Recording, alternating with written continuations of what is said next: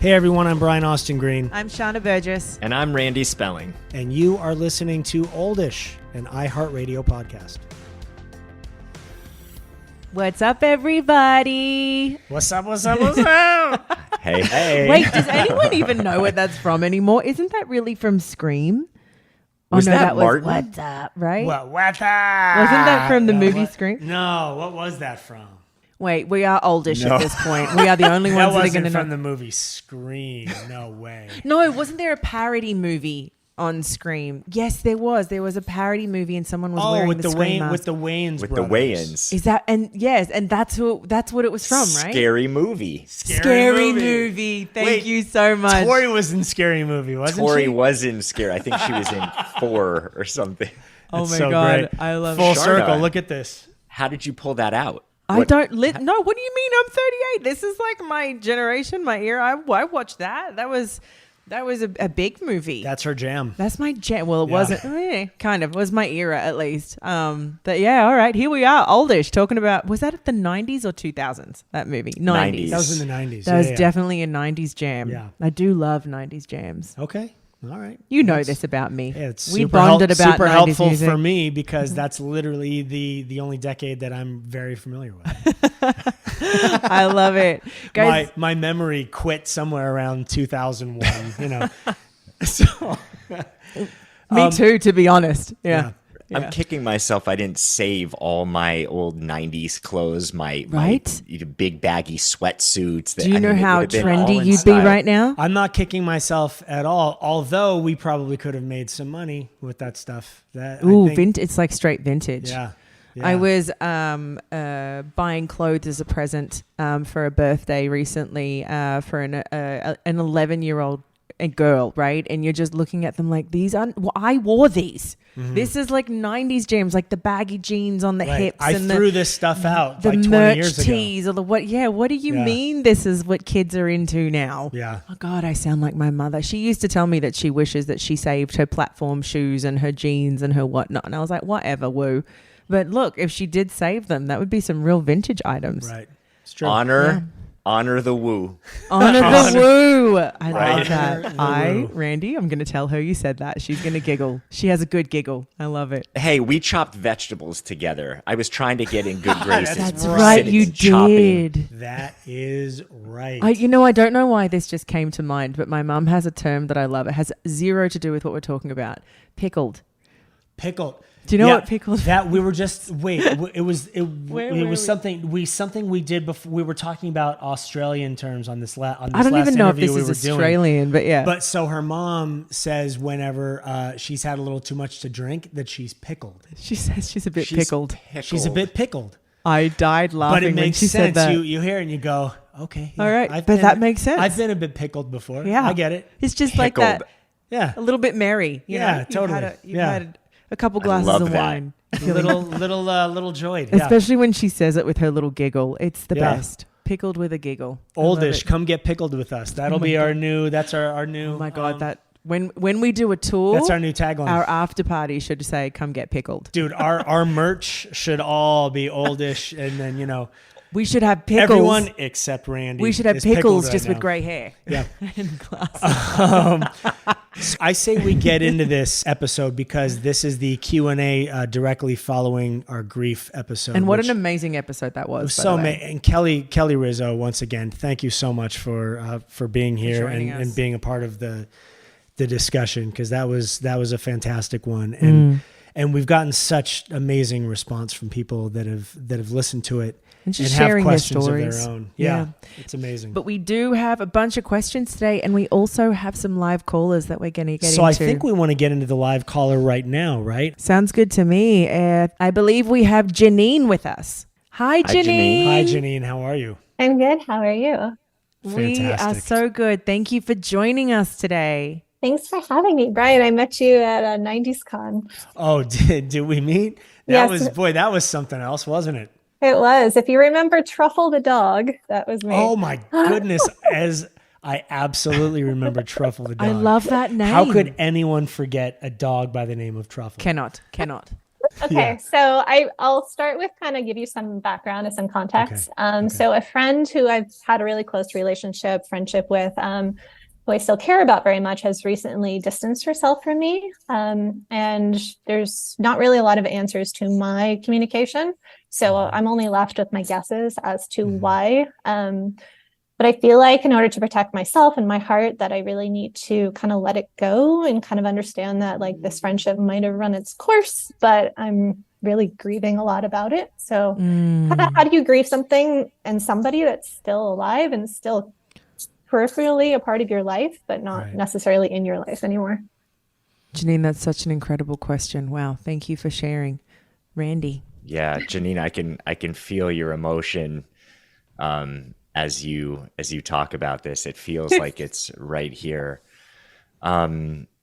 So look, number one, when someone doesn't give any answers or they ghost, I feel that says more about them, whether they have a hard time with confrontation, whether it's something about them. But then it leaves you with all of these answers and what ifs, and you're left to your own devices to try and fill in the blank. Have you been filling in the blanks? Yeah, I think it's natural to do so. Yeah, absolutely. Yeah. It is. Yeah. I would do that. Yeah. And out of curiosity, what has come up? What have you landed on? There's peripheral people in their life that I think has swayed them kind of maybe against our friendship, possibly. I'm not sure. Or maybe there was just too close and needed some space, but I don't know. That's hard. Yeah. So when you think about not having this relationship anymore, or you said it may have run its course, what are you left with? What are your feelings around it? I guess mostly sadness. Sadness of the loss of what you had before, or sadness of moving on without? I guess a bit of both. A bit of both. I mean, from my experience in having friends and relationships, first thing I always try and remain open to is the concept that sometimes relationships do run their course, and they're in your life for the period of time that they're supposed to be. I've talked about paths before, but I'm a big believer in you're either on a comparable path with somebody that's in your life, and so you travel it with them, or paths go in different directions. It does not mean that those paths couldn't possibly cross again and find their way back to each other. But it's kind of, I mean, you can only do, in my opinion, you can only do what you can do on your side. You can be consistently yourself. You can be as loving and as kind and as supportive as you can. If that isn't received, there's nothing you can do about that. I don't think. I think at that point, you need to be able to step away, feeling proud of yourself for the fact that you really tried everything you could. You were there, you listened, you tried asking all the right questions, you tried filling whatever space that might have been there, but then at some point you have to go, okay, I did what I can do. That is the absolute, I gave it 1,000% of myself. And then you walk away from it knowing I did everything I could. Now it's kind of a waiting game, and you sort of have to move on with your life. And then if those paths come back together, then they do. And it's an incredibly joyous moment. And if they don't, you always have the memory with those people of times that were amazing, that were great. I love that, baby. I love that, having gratitude for what you had with that person. And I wonder if, and adding on to the end of what Bryce said, you can share that gratitude with them. I don't know if you've done this yet, and Randy, you can tell me if this is a good idea or not. What if you were to send them a final message, letter, however you would normally communicate, in not asking the questions of why anymore or demanding anything back from them, but to simply show deep love and gratitude for the time that you did have. Just an everything that you could ever want to say about the memories you shared and the moments in life that you've been through with each other, and how very grateful you are to this human being for sharing in those moments with you, that you will always love them and you will always be there should they ever wish to connect with you again. And that for your mental health, I mean, I think you should be able to say this, but for your heart, you have to have this be your last moment of reaching out, but you are always open should they ever want to come back to you. And know that you're sending that off without the hope of something coming back to you, but simply in having your closure and saying, I love you. Yeah, it's a closure. I love for you and sure. All of these things that we shared, and thank you. And if there is anything else, I am grateful that we had that, because I would rather have this than have never had it at all. So thank you for being in my life, and thank you for being this person in my life, and share personal things of what that means to you, right? All of it. And then let it go. Let it go and let them go, and let them live in whatever this is that they have going on, because you can't control it. And waiting for something to change will only send you deeper into madness, because you don't know what's going on over there, or with that person. But at the very least, you can give them love and gratitude and send them on their way. Randy, if you disagree with that, we're gonna have our first fight right now.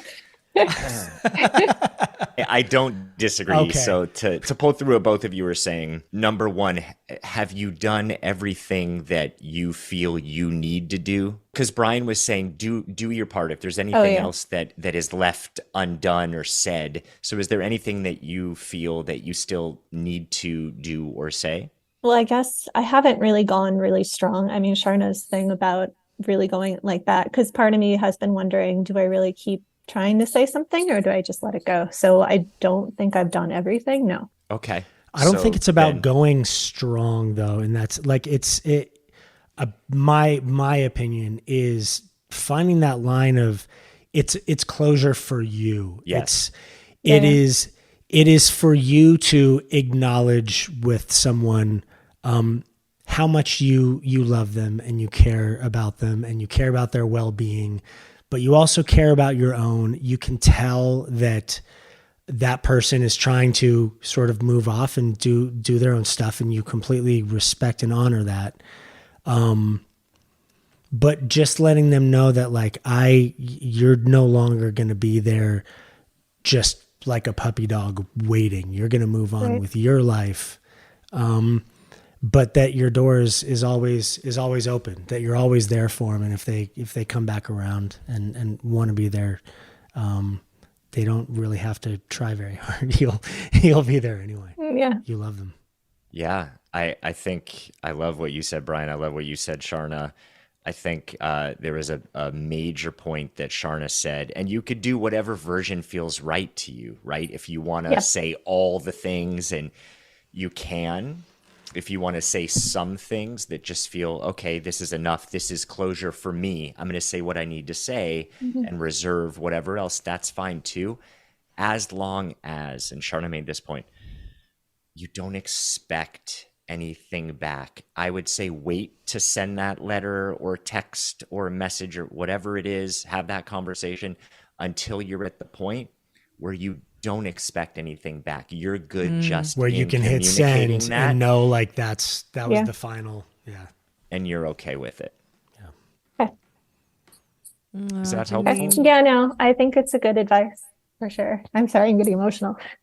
It's an emotional thing. Don't apologize that. Don't That's like sorry. Apologizing for being human. It's an emotional thing. It's a connection. Growth in the unknown is scary and is hard.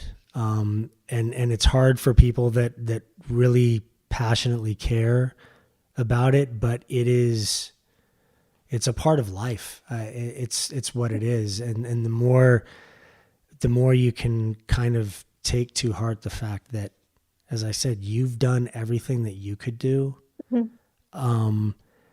So now you just have to set it free. And if it comes back, it comes back. And if it doesn't, hey, the memory of what we had is amazing, and I'll never ever forget it, and I'll never stop loving you for it. And then you go out and you move into the next part of your life, the next part of your relationships with people, whatever they may be. And if space is created by this relationship going away, it means that there's a space to be filled, that something is opening up for you, for something else to come in a new way, in a different way. And part of this has to be, I'm not saying it's your fault, I'm not saying you caused it, but you're in this, meaning, hey, if this relationship goes away, then there's another, it makes space for another relationship that can maybe serve you where you're at now and meet you where you're at in a better way, based on, what is going to happen in your life next. Yes, I like that. Janine, thank you so much for calling us and sharing your question with us. I hope the things that we've said are helpful, and we absolutely wish you all the best with it. They have been. Thank you so much. So good to see you again, Janine. You too, and I'll give kisses to Truffle for you too. Say hi to Truffle. Yes, please. Wait, me too. For sure, you too. Yeah. Bye, Janine. Bye. Bye. Oh, that was such a good question. Such a hard question too. Like, that makes you realize grieving is not just about people that have passed. We talked about that. It can be about anything. And this is about someone that's still here, but she no longer had connection with. I'm really wishing her all the best. Yeah, grief is just that feeling of loss for some people, and it takes many different forms, but it doesn't mean that it hurts any more or any less. Absolutely.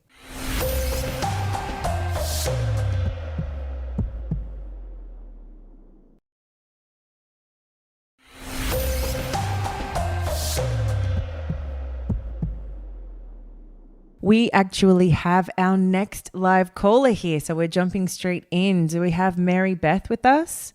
Yes. Hi, Mary Beth. How are you? Good. I met you at 90s Con, Brian. Did you? Yes. Second one. I love this. I hope it was a good experience for you and not a, why is this line taking so long? This is ridiculous. This guy sucks at these things. No, it was great. You were so amazing. And my daughter now thinks we're best friends for as long as you talk to me.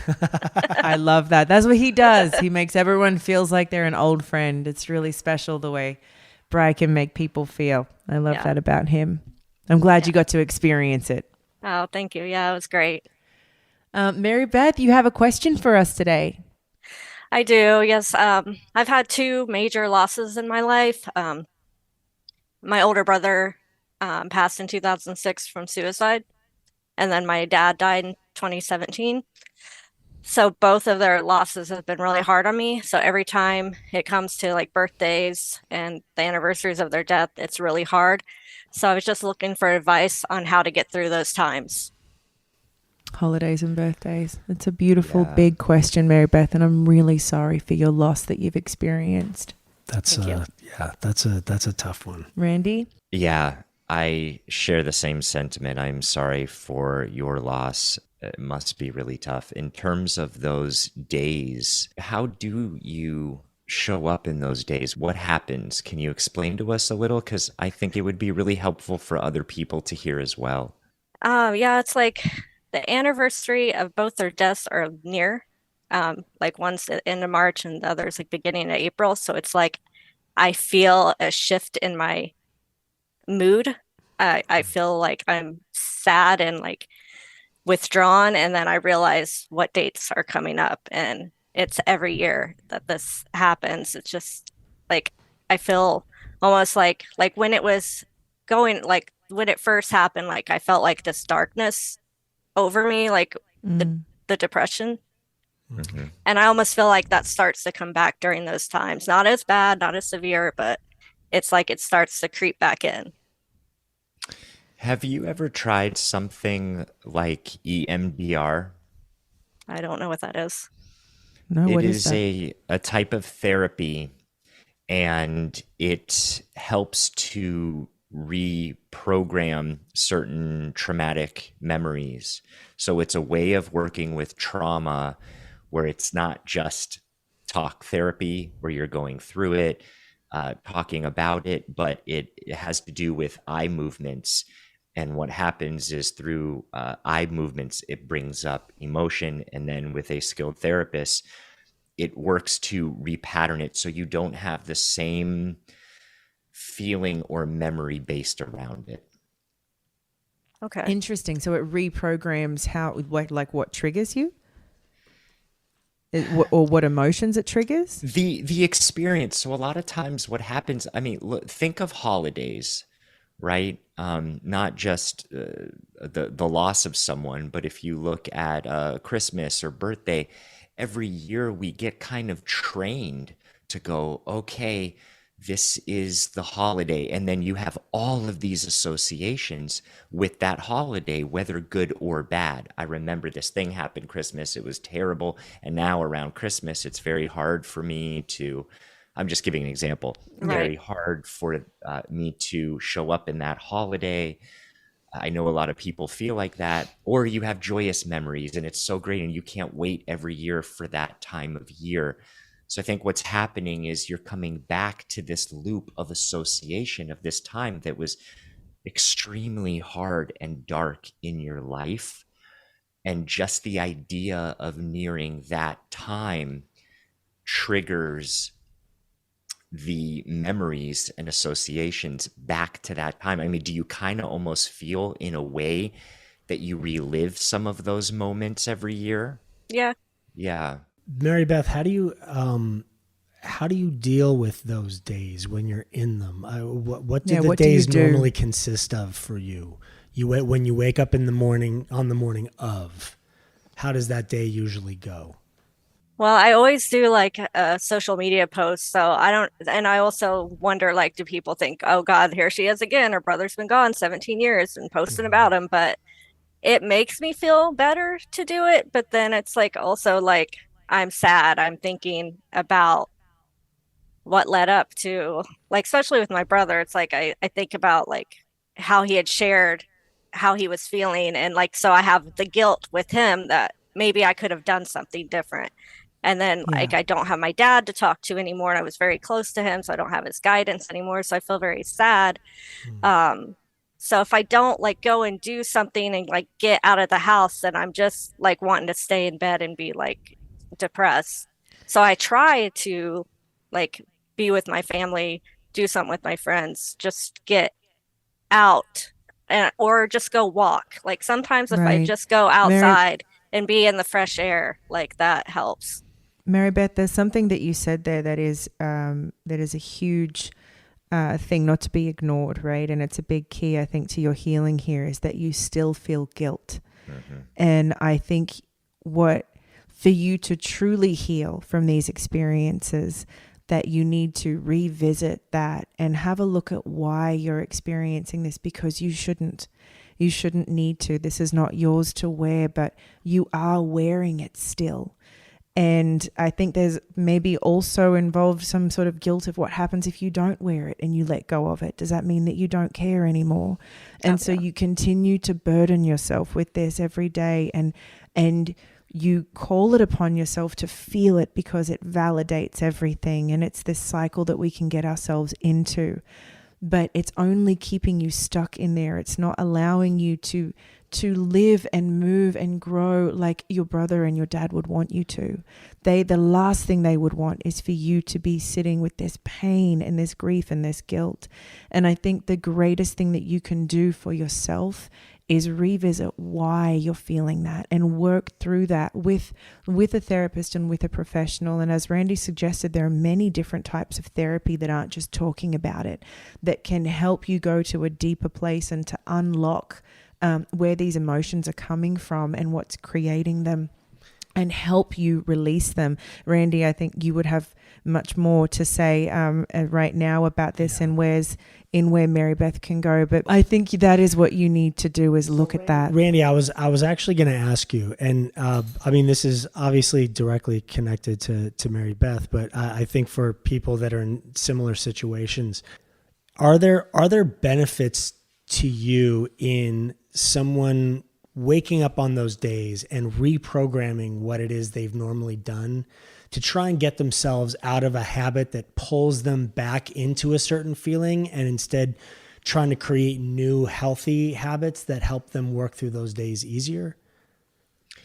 It seems like there are benefits to it. So again, those same associations trigger the same thing in the brain and then trigger the same feelings in the body.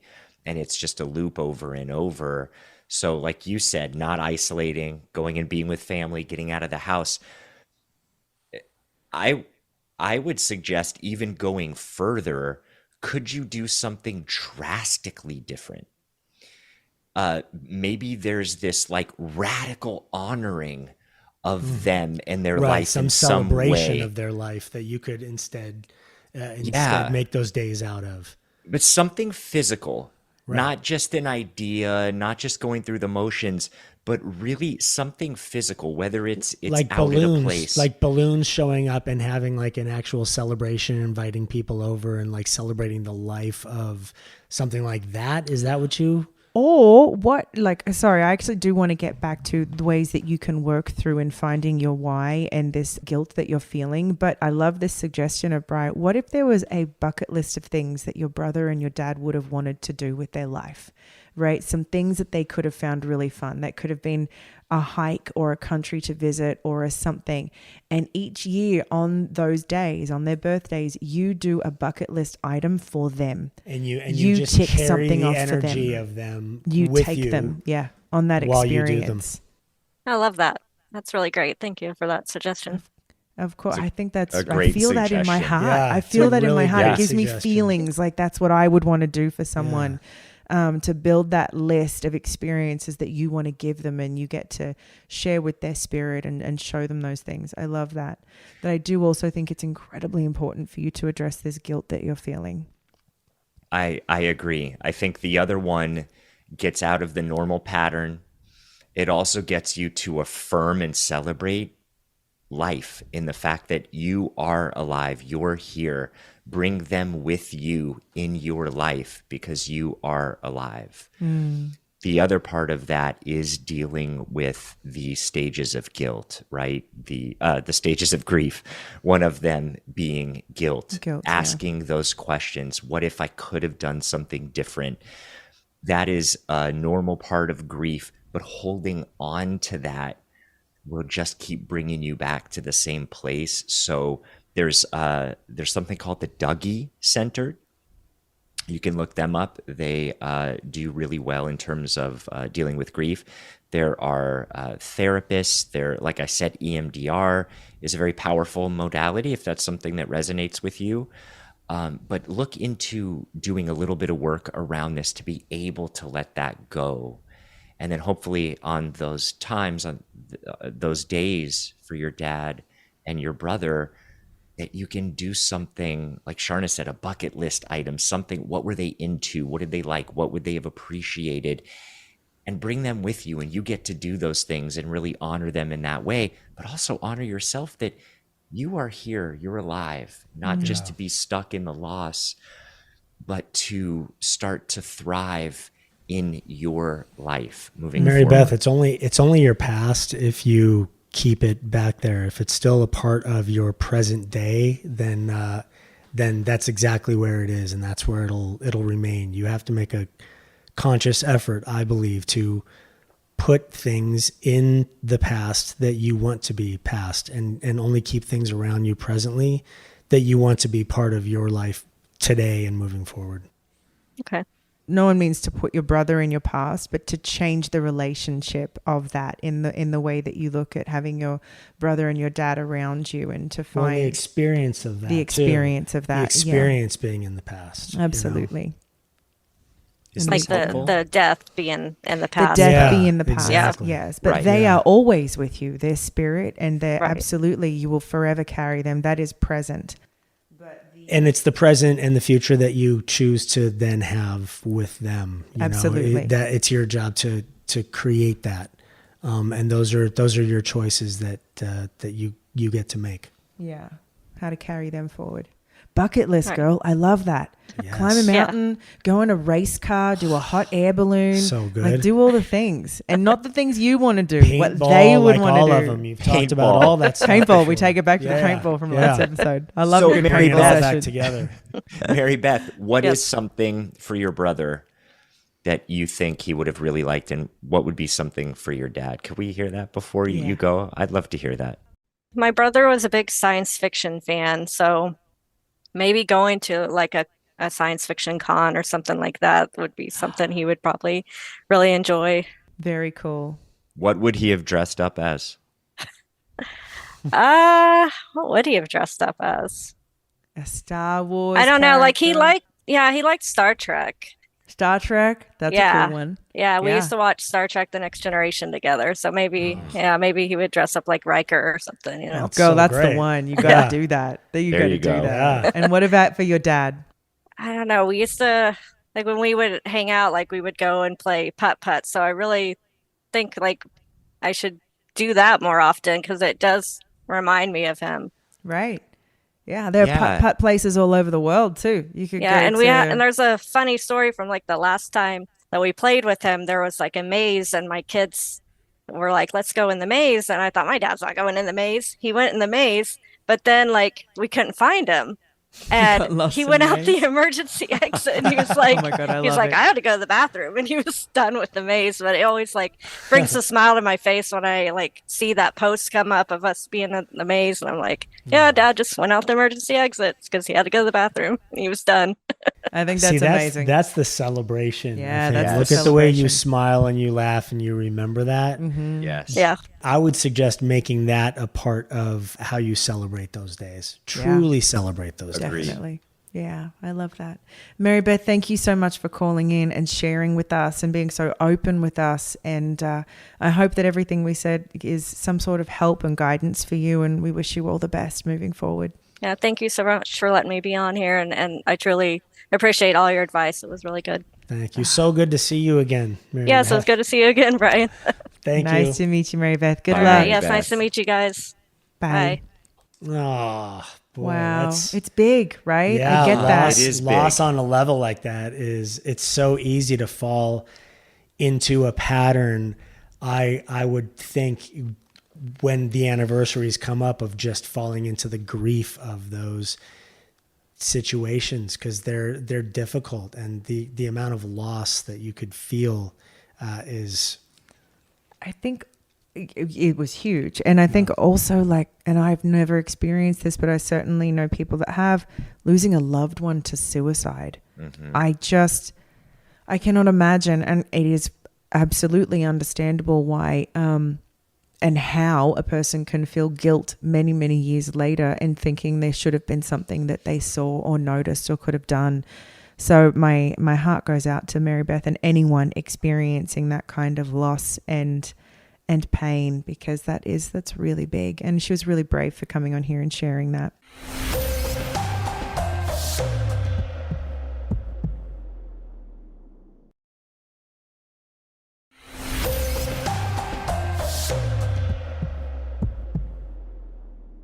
We have our next caller, and we have Marie with us. Hi, Marie. Hello. Hi, Marie. Hi, how are you? Thank you for joining us. And you have a question for us. Yeah, what can we help you with today, Marie? Or what can we try to help you with? Yeah.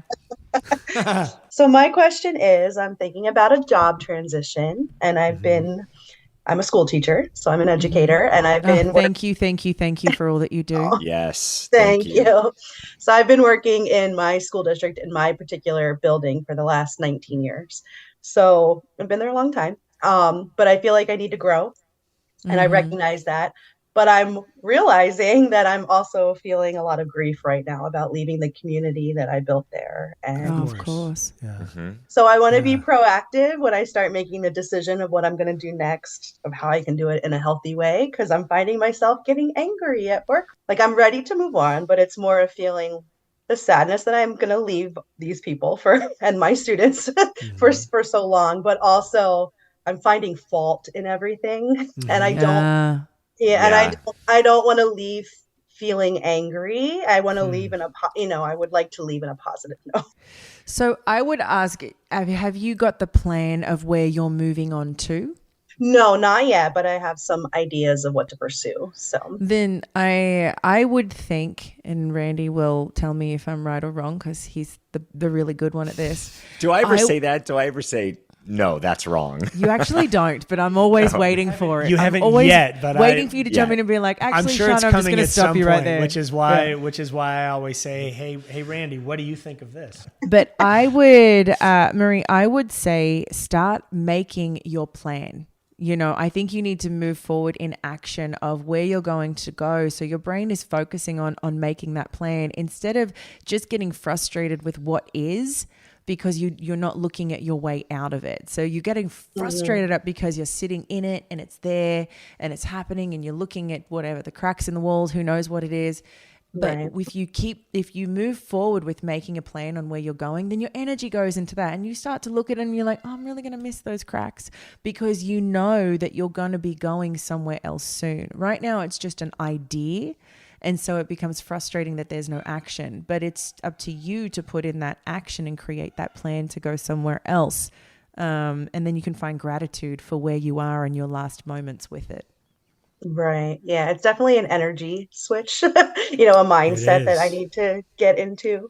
But I've been thinking about doing this for a while, and then each new school year I come up with a new excuse why I have to stay or what a new commitment that I have. Right. So it's one of those, like, I have to make this move for my own professional growth. So why is that then that I'm taking a leaf out of Randy's book. I'm asking a question. Why is that you are making excuses and not moving on, though you've had this desire to do it for a while now? I think some of it feels like a loss.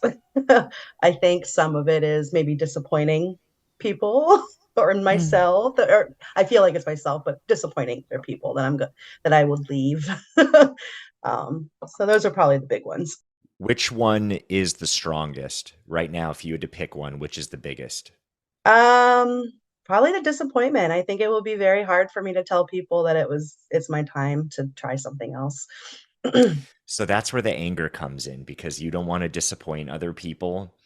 And so then anger starts to happen because you're ready. You're ready to move on. You've been ready. As Sharna was saying, the lack of action is also, if you have a plan, then there's nothing really to be as angry about. But that anger starts to come in because it gets you revved and ready enough to then go, okay, I've really had it now. It's been long enough. I don't like this. I see what's wrong. This is wrong. That's wrong. That's wrong. That's wrong. I'm done, as opposed to really honoring yourself. Like, what would it be like to fully honor the fact that you are ready for something different, and that is okay? I like that. The honoring yourself. That resonates with me. Did that feel good? Yeah. Thank you for doing this, guys. Whoa, that was a switch. I know, she's like, thank you. Have a great day. No. I think that's amazing advice from Randy.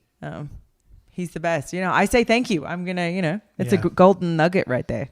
Mm-hmm. Mm-hmm.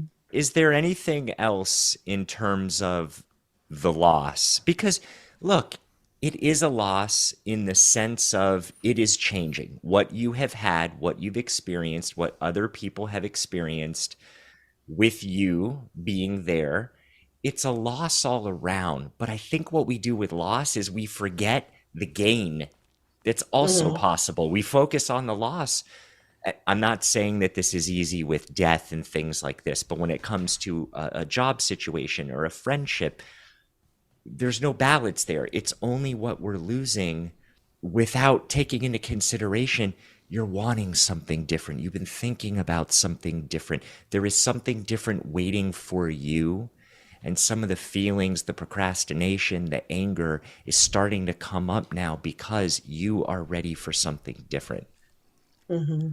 I agree. It's interesting because when I listened to this episode, I thought I was going to be triggered by the very hard topic of a death, because I have experienced losing someone close to me in recent years.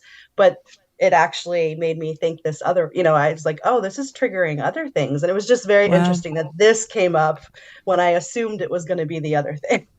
Yeah, how interesting. I always try and make a point, Marie, in life of, if I know that I'm going to be making a change and I'm going to be grieving the loss of what it is I had before, that I allow myself to be okay with the fact that I'm grieving and not think that maybe I shouldn't make this change because it's going to be hard.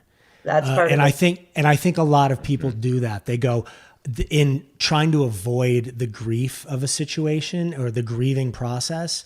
They decide, okay, well, I'm just not going to put myself in that position in the first place. I'm just gonna stay in the lane that I've been in. I don't have to worry then about people possibly judging me for it or having to grieve the loss of something. I know this space and I'll just stay in this comfortable place. Yes, but if you and your heart are feeling like that isn't complete enough for you and you need to move on, and there are new avenues that you want to experience and jump into and look at, just know that you're going to be grieving what it is you're leaving, but that's okay. Grief doesn't define you, and it's not going to be the end of something for you. It is a part of the experience. So as much as you will be grieving the loss of something older that you were in, you'll be celebrating what you have gained in this new step in your life. So I would suggest just being open to it and realizing that they're not mutually exclusive. You can have both. You can be grieving one thing and celebrating another at the same time. Two things can be true at the same time. Two things can be true. Yes. I like that. So final question for you here. My question is, are you ready? Am I ready? Is that the final question? I want to be. Yes, I am. I'm going to say I am. Yes, lean into it. Lean into it. So here is a great thing to do. Quick exercise. Other people could do this too. Take 5 minutes, still yourself, from the craziness of the day. Bring your attention more inward. Let go of what you've already experienced in your day. Let go of what you will experience for the rest of the day. And just get to a point where you slow down a little bit. Get a pen and ask, what are all the things I need to do in order to be ready? Mm-hmm. And you be the one to take dictation and just let it come out of your hand. Just write down all of the steps that you need to do. Maybe you have to have a ceremony, a little burial, a little, we use the word honoring, something, light a candle, go by a fireplace or a fire pit. Write all the things that you have been grateful for, all the great experiences that you've had. Write a wish for the class or the school or the institution that you're going to be leaving. Write your wish, and also write the wish for what you want to step into, what you're ready for. Thank you. That was really beautiful. Yeah. That was I like good. that a lot. I like that a lot. Thank you. Ladies and gentlemen, Randy Spelling. My God. Marie. Thank you. Hey, it's all about you. It is. Thank you. Thank you for sharing this with us. And I really, really love that you said, I was expecting this to trigger something in the realm of this other grief, but this is what came up. There's so many different forms of grief. And I think it's so important to recognize all of them. So thank you for following that nudge to go, well, I kind of felt this, and I'm going to share that. So thank you for sharing that. Thank Marie, you for please, can you keep us updated? Just message us and kind of keep us updated on what's going on, because I'm so excited and invested in the change that you're about to make. Right. And I so want to hear how it goes. I'm super excited for you. Yeah. And we'll be thinking of you. All right. Thank you, guys. That was wonderful. Thank you for calling in. Thanks for calling in. Thank you. Oh, Marie. She's awesome. I get that. Awesome. Wow, how interesting that grieving of hard. The place that she's about to leave to go to a new job. That's really big. Yeah. It's that, making big moves like that in life are, you're stepping into an unknown, and that is scary. And it makes sense to grieve the loss of something that has been a steady, stable place for you to be for, God, I mean, she's talking 19 years. Yeah. That's a big time. big commitment and a big part of life. We are going to get into a couple of questions, and there's one that is sticking out for me, especially because of what is happening this week in the world and what we're seeing happen over in Israel and Palestine and the conversations around it. And this question is, it's so beautiful. It's from Michelle, and it says, "Why do I feel affected by the death of someone that I did not personally know?" I think collectively we are all experiencing that grief right now in seeing the footage that is so incredibly heartbreaking to watch, and raw. And I think it's very triggering for all of us. And I think for me, my answer to that question is that I put myself in the shoes of the people that loved that person. I put myself in those shoes and imagine how I would feel losing that person in my life, and I relate it to my life, and it becomes very, very real when I do that. And I think when we see so much of it right now, it's hard to escape that feeling of putting yourself in other people's shoes and having empathy for other people. You know, Michelle, I wouldn't. I honestly wouldn't want to be a person that doesn't feel affected by the death of someone that I didn't know personally.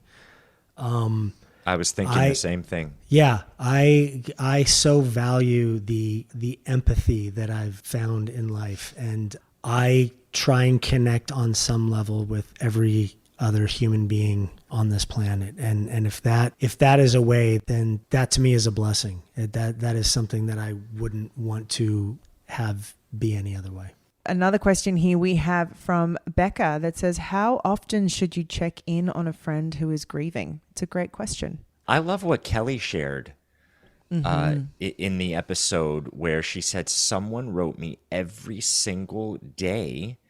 You don't have to check in on someone every day, but she said, "Someone wrote me every day." It's not. It's so how much, you check in. It's how. It's right. not so much the quantity, but how. So if you just say, "Well, how are you doing?" No one wants to answer that question. That's a loaded question. It's homework, Kelly said. And it feels like homework. Yeah. So maybe you send something compassionate, or you just say, "I'm thinking about you." Just checking on you. Just wanted to tell you I love you. You know, if you need anything, you let me know. And you do that on a daily basis. Yeah. Or whenever you feel it in your heart, if you're thinking about them, write something. Yeah. Without an expectation of something back. Right? Yes. I love that. I thought Kelly said it perfectly in our episode. What would you say the hardest part of grief is? I can't shake off my depression. Danielle sent that in. Thank you for that question. I think it's probably different for everyone. We had a caller this episode that has talked about the guilt that she can't get past. And I believe, I can only imagine depression is a really difficult thing to get past. Randy, what would you suggest for Danielle?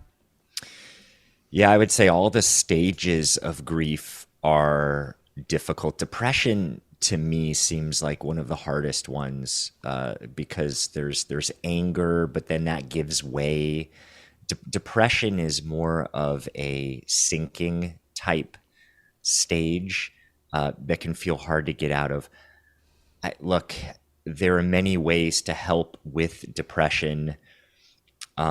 I think exercise is a big one. I think movement. I think forms of therapy. Talking with a professional who can help you through this. It doesn't have to be forever. I mean, so many people go, I don't want to do this forever. It doesn't have to be forever. It can be a shorter, limited amount of time to help you get to perhaps a different stage, right? Because if you're in the depression part, maybe you have to go through that in order to get to more acceptance. So it's just having a little bit of help, a bridge to get you from one stage to the next. Mm-hmm. I love that. Thank you, Randy. Can we get on to question 9? Steve, my son is transgender and I support him, but I feel guilty for grieving the loss of who he was before. Am I wrong for feeling this way, and what advice can help me with the grief? Wow, what a big question. And I totally understand that. You bring a human into the world, you know, that is this human that you start to raise, and that human says, actually, I feel like I am this. And I as accepting and loving as a parent would be, and I hope they would be, I imagine there is a feeling of grief for the beautiful life that you brought into the world. Yeah, I don't think that you're wrong at all for feeling, for grieving the loss of, because that's an understandable feeling. I think it's important though also to celebrate the new life as well. It's what Absolutely. we were talking about before, that you can have two emotions at the same time. They're not mutually exclusive. You can be grieving the loss of one and then celebrating the birth of a new life and new joy and new possibilities in this new journey. You can have both. You should have both. Yeah, and I think with any emotion, anytime you fight that emotion, I feel guilty. Is it wrong to feel guilty? Feeling wrong about something that you're feeling makes it worse. So allowing yourself to feel what it is you feel can bring it up and make it move out quicker. And it makes total sense. Look, I think as parents, we all have ideas for our children, whether it's the gender that we bring into the world and the life that we think they're going to have, or it's, you know, I want something for them, or I see something for them, and that is different. There is grief of the loss of the idea that you had or how you knew that person. But again, on the other side, what's waiting to be maybe embraced or discovered as well is the newness that can also come in from that. Yeah, absolutely.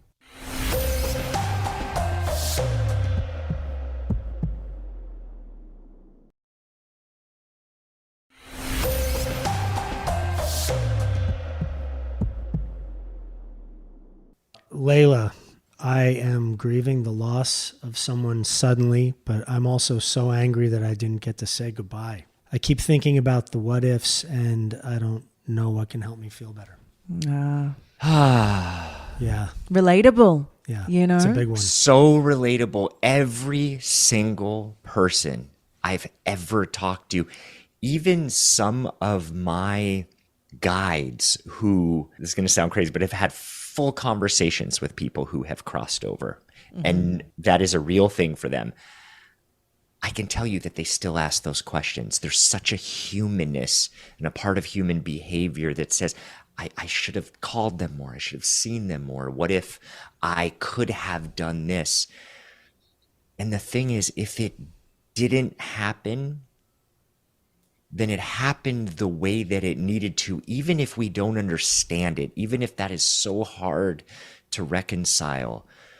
So it's fighting against what is, and it's a losing battle. You will never win that battle. You're never going to be able to change it at this point. So you can only, from this point moving forward, use it for the relationships that you have now with people that are around you. No more what if you can. If you catch yourself, then maybe change what if to two new words that you can use: what now? Not what if, but what now. I love that. I love that, Randy. It's not So if, good. but what now? I think we're going to have to end it on there. There's so many more questions. Oh, yeah. There's so many more questions, and I want to thank everyone for sending them in. We truly appreciate them. We try to get to as many as we can. We would be here for hours, and though that would be fun for us, I'm not sure everyone would make it through the episode. But we do love after answering all, them. we are oldish. We are oldish. Yeah, And we do love to ramble on, you and I. And just to reiterate this one more time, this episode was a big episode. I think at times grief can feel very heavy.